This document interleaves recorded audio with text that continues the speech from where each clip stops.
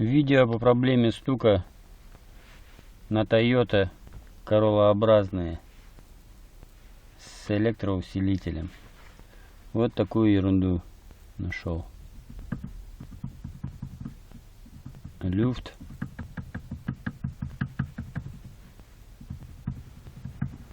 На электроусилителе. Сама колонка, нижний вал, даже назовем его средний.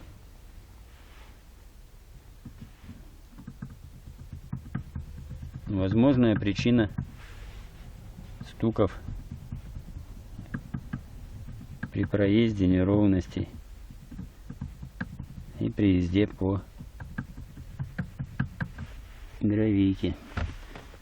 В этом месте находится подшипник, возможно выработка.